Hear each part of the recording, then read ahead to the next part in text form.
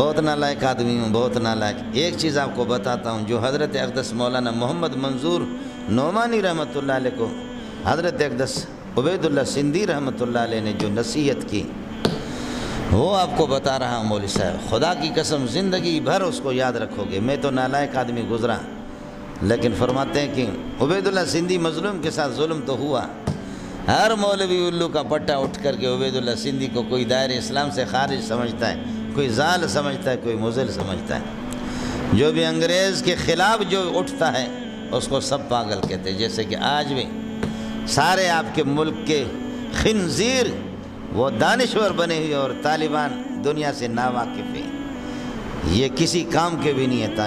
طالبان شیر، چاہے اللہ آپ کا بھلا کریے کہ کھائے تب بھی شیر ہے، بھوک سے مرے تب بھی شیر ہے، طالبان ہر صورت میں شیر۔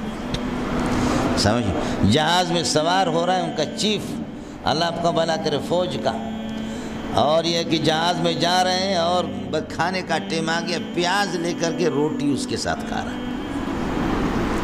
سمجھتا ہے، ابھی جو ساتھی حج پہ جو ساتھی گئے ہوئے تھے، بہت سے حاجیوں نے بتایا کہ سعودی حکومت نے دبر پہ زور لگائے، ایڑی چوٹی کی، طالبان کو خصوصی پروٹوکول دیے ان کے وزیروں کو، تمہارے لیے خاص یہ کہ ایئر کنڈیشن رہائش منی میں، مزدلفہ میں۔ کہتے ایک طالبان کا ایک وزیر بھی وہاں گیا نہیں۔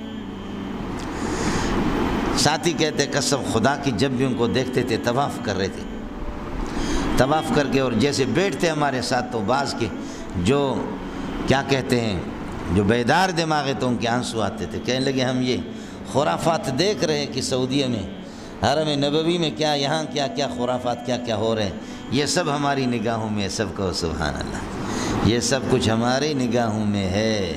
اللہ پورا کر دے گا، جیسے افغانستان کو اللہ نے آزاد کر دیا، اس طرح اللہ اپنی پوری سرزمین کو ان خرافات سے ہمارے ہاتھ سے آزاد کرائے گا، سب کو سبحان اللہ۔ سمجھتا ہے اس قسم کے لوگ ہیں مول صاحب ہے۔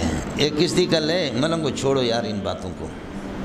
مولانا عبید اللہ سندھی کی بات آپ کو عرض کہ عبید اللہ سندھی مولانا منظور نعمانی رحمۃ اللہ علیہ فرماتے کہ میں نے جلسے میں 3 دن آپ کے ساتھ رہا، رات کو 11-12 بجے تک جلسہ ہوتا تھا، اس کے بعد جب ہم آتے تھے ایک کمرے میں ہمارے لیے پلنگ اور گدے رکھے تھے، گدوں پر سوتے، لائٹ بند کر دیتے۔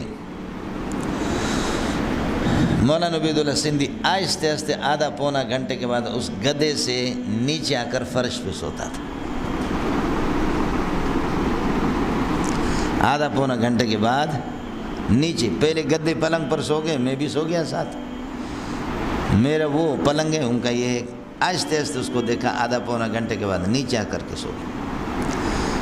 پھر آدھی رات کو گھنٹہ 1.5 گھنٹے 2 گھنٹے کے بعد، اچھا دوسری بات یہ ہے کہ سوتے تو پاؤں پھیلاتے نہیں، سکڑ کر کے سو جاتے، 2۔ تیسرا یہ ہے کہ رات کے آخری حصے میں اٹھ کر کے وضو بنا کر کے تہجد پڑھ کر کے روتے تھے۔ 3 راتیں میں نے دیکھی۔ آخر میں جب جدا ہو رہے تھے میں نے کہا کہ سندھی صاحب، لوگ تو آپ کو ضال اور مضل اور گمراہ قرار دیتے ہیں، آپ کے بارے میں سنا تھا، لیکن آپ کے علم کا اعتراف، لیکن یہاں سب کچھ اس کا الٹ ہے۔ یہ کیا ہے؟ اللہ واسطے مجھے نصیحت کرو اور اپنی قابلیت کے راز بتا دو کہ یہ کیا ہے، یہ علم کہاں سے؟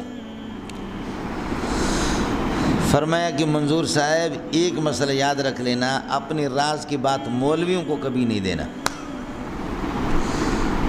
ہمیں جب بھی انگریز کے خلاف جہادی پروگرام ہم نے بنایا، ہمیں ذلیل کیا، مولویوں نے ذلیل کیا، ایجنسیوں کے اعلی کار بنے، پیسے لے کر کے منافقوں نے ہمیں منافقت کر کے، مولویوں نے ہمیں ایسا غداری کی۔ اپنے راز کی بات ہر ایک کو بتانا نہیں، خاص طور پر مولویوں سے خیال کرنا، تمہارے جنس میں ہو کر شامل ہو کر تمہیں دیکھو دیں گے۔ ایک دوسرا مسئلہ فرمایا کہ منظور صاحب تہجد کا اہتمام کرنا، اس کے بغیر جو کہتا ہے کہ ولی اللہ ہے پکا دجال جھوٹا ہے، ولی اللہ بن نہیں سکتا بغیر تہجد کے۔ 2 سمجھتا ہے۔ تیسرا منظور آپ کو بتا دوں، میں شاہ ولی اللہ کے اسرار اور رموز کے علم کا حافظ ہوں، منطق و معقولات کا بھی حافظ ہوں، لیکن میں نے قرآن پاک میں 50 سال محنت کی ہے۔ میری محنت کا مرکز قرآن رہا ہے، میری محنت کا مرکز قرآن رہا ہے۔ جو کچھ علم آپ کو محسوس ہو رہا ہے، جو دیکھ رہے ہیں، یہ سارا قرآن کی برکت ہے۔ یہ بات آپ کو سمجھانا چاہ رہا تھا۔